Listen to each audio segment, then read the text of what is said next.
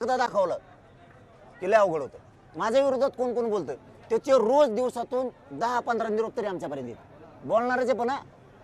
मी पहिल्यांदा आता मीडिया समोर बोलायचं नव्हतं, मोबाईलमध्ये गच भरलंय गच। कुठं बसलेत, कुठं काय व्हिडिओ चालू आहे, कुठं काय आहे, कोण बोलायचं शिकतोय, कोण कोण येतं, कोणची टीम आहे, हे कोणाचे कार्यकर्ते, तो प्रवक्ता कोणाचा आहे, हे काय शिकवतो। लिंबा झाडाखाली बसत असतात का प्रवक्ते? प्रवक्ते लिंबा झाडाखाली नाही बसत, 4-2 पत्रकार लिंबा झाडाखाली नाही बसत, त्यांच्यासमोर गबाळच असतं। टंगड्या लांबून पसरून बसून गप्पा असं बोल तसं सांगत, म्हणजे हे पण कळतंय। बरं सांगितलं त्यांच्यातलेनीच परत फोटो व्हिडिओ काढून, हे तरी त्यांना कळायला पाहिजे।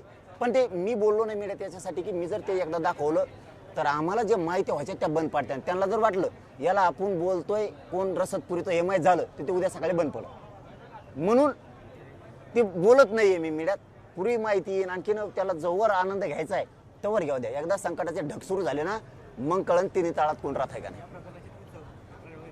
कोणत्या प्रकरण?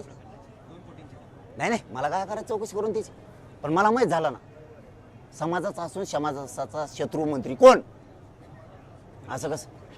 वेळ आले तर मी त्याचं नाव बी घे। दारू खुले चर्चा होईल का नाही मला माहित नाही, पण मला आता अंमलबजावणी पाहिजे, कारण पोराचे ऍडमिशन आहे। मला पुऱ्या व्हॅलिडिटी पाहिजेत, एस त्या सगळ्या मागं पाहिजेत, 17 संस्थांचा JR पाहिजे। मी हटत नसतो, मी भेद महाराष्ट्रात मानत नाही, एकाही मागणी सुट्टी नाही। त्यांनी 30 मे पर्यंत सरकारनं मागण्याची सगळ्या अंमलबजावणी करून सगळे प्रमाणपत्र वाटप करून टाकावं राज्यातले, हाय तेवढे विषय संपून टाकावं।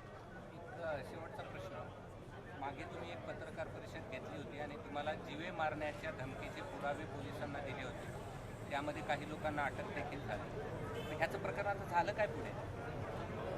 होईल। आपण काय सांगितलं होतं मीडियाला त्या दिवशी, मी मीडियाला साक्ष ठेवतो असं बोललेलो आहे, माझे शब्द आहेत। आणि माझा समाज ह्यो तिथं होता, समाजाच्या दरबारात सिद्ध झालेलं आहे मला मारायचं ठरलं म्हणून। पोलिसांनी केस करा नका करू, उद्या सोडून द्या, सकाळी जामीन करा, नाही तर धरून नका आणू, माझ्या दरबारात झालेलं आहे। मला काय उत्तर द्यायचंय ती मी योग्य वेळेवर दी, मी असं सांगितलेलं आहे। मी त्या तपासात काय चाललं बघत नाही, कोणाच जामीन झाली बघत नाही, कारण मी काय म्हणतो की जालना आणि बीड दोन्ही जिल्ह्यातला आमचा समाज पुरे वळीत येत, पूर्ण वळीत येत असे नामवंत लोक होते, त्यांच्या समोर ठरलेलं आहे झालेलं आहे की हो असं असं ठरलं होतं।